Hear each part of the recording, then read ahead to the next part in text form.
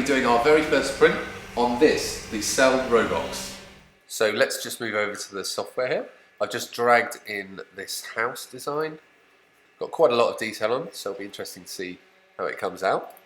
I'm just going to select the high quality that's about an hour and 43 minutes there.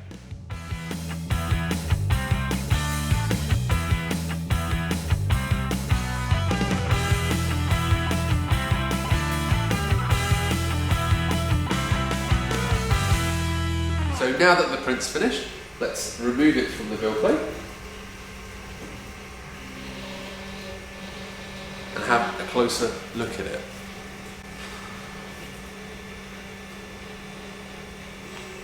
The definition is very good.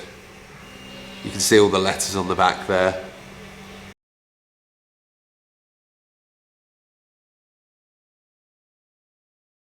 If you enjoyed this video, please like, comment and subscribe.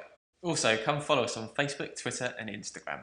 You can find out more about our products and services by visiting dream3d.co.uk.